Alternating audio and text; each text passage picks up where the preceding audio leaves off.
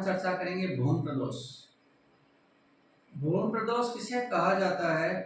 भूम प्रदोष उसे कहा जाता है जो प्रदोष करो तो मंगलवार के दिन पड़ता है।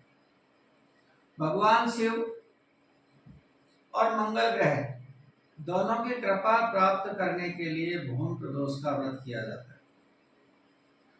भूम प्रदोष करने से मंगल दोष जो कुंडली में होता है उसके अशुभ प्रभाव शांत हो जाते हैं। मांगलिक जिसे योग बोलते हैं, अशुभ मांगलिक योगों का प्रभाव कम हो जाता है, दूर नहीं होता है। ये ध्यान रखिएगा, प्रभाव कम हो जाता है। ऋण, विवाद, दुर्घटनाएं और शत्रु बाधा कम होती है। साहस, ऊर्जा और आत्मविश्वास बढ़ता है। विवाह में आ रही बाधा दूर होती है। आप बोलोगे प्रदोष व्रत में हर बार आप विवाह के लिए बोलते हो, तो प्रदोष व्रत अविवाहितों के लिए ही किया जाता है, विशेष रूप से विवाह के लिए और जिनके संतान नहीं है संतान के लिए, घर की सुख समृद्धि शांति के लिए ही प्रदोष व्रत किया जाता है। संतान सुख, भूम प्रदोष की चर्चा चल रही है विषय में हमारी। तो संतान सुख, भूमि भवन संबंधी कार्यों में लाभ मिलता है और भगवान शिव की विशेष कृपा इस पे होती है। जब त्रयोदशी मंगलवार के दिन पड़ती है तो उसे भूम प्रदोष कहते हैं। भूम प्रदोष के दिन पूजा का समय वही प्रदोष वाला सूर्योदय से 45 मिनट पहले और 45 मिनट बाद।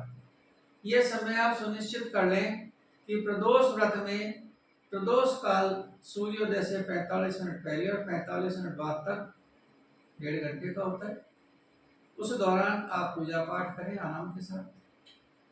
तरीका है, ब्रह्म मुहूर्त में सुबह उठें, स्नान आदि से निवृत्त हों, शौचादि से निवृत्त हों, स्वच्छ कपड़े पहने, हल्के लाल रंग के पहने। भूम प्रदोष के दिन तो ज्यादा अच्छा रहेगा।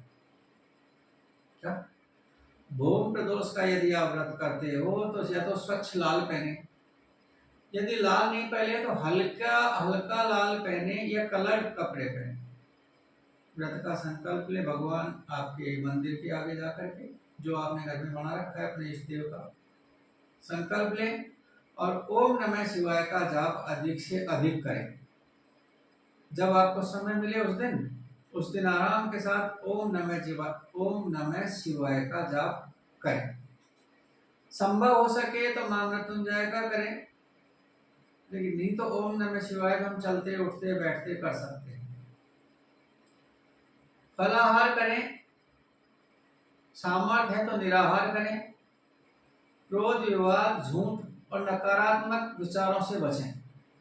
यदि उस दिन कोई आपको नकारात्मक बातें करता है तो प्रयास करें वहां से उठ करके चले जाएं। नकारात्मक बातें करें भी नहीं और सुने भी नहीं। प्रयास करें कि हनुमान चालीसा का पाठ हनुमान जी के मंदिर में जाके करें और अगर मंगल स्तोत्र का पाठ कर सकें तो सर्वश्रेष्ठ। प्रदोष काल में भगवान शिव, नंदी, माता पार्वती की पूजा करें। शिवलिंग पर दूध जल चढ़ाएं, गंगा जल अर्पित करें, बेलपत्र, धतूरा, पुष्प चढ़ाएं। संभव हो सके तो पुष्प लाल कलर के लें और लाल चंदन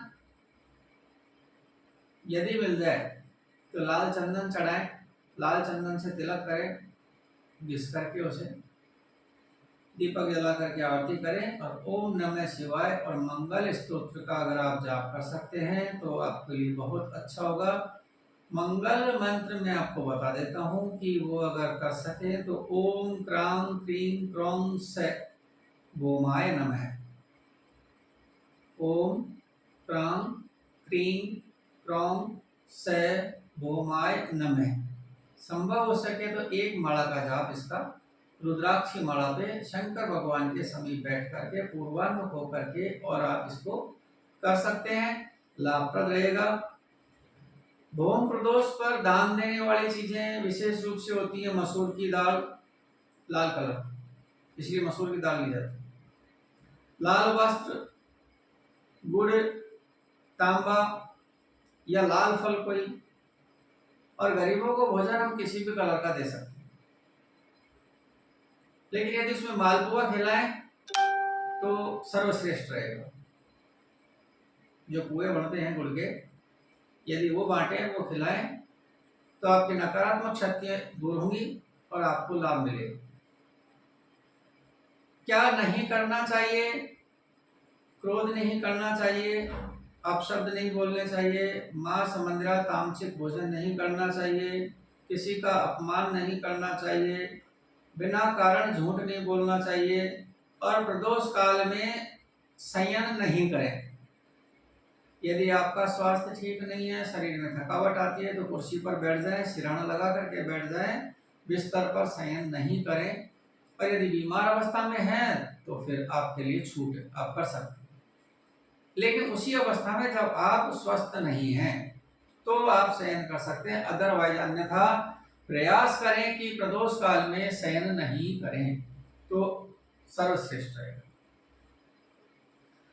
यदि मंगल दोष, कर्ज और विवाह में बाधा है तो शिवलिंग पर लाल चंदन से ओम नमः शिवाय लिखें, त्रिपुंड बनाएं, लाल चंदन से ही बनाएं और वहीं शिव शंकर भगवान के सामने, माता पार्वती के सामने बैठ करके 108 बार ओम नमः शिवाय का जाप करें और मंदिर में हनुमान जी की मूर्ति पर चमेली के तेल से सिंदूर का चोला चढ़ाएं। वर्क नहीं चढ़ाएं। वर्क चढ़ाने से, हनुमान जी को वर्क चढ़ाने से दोष लगता है। हनुमान जी को वर्क कभी भी नहीं चढ़ाएं।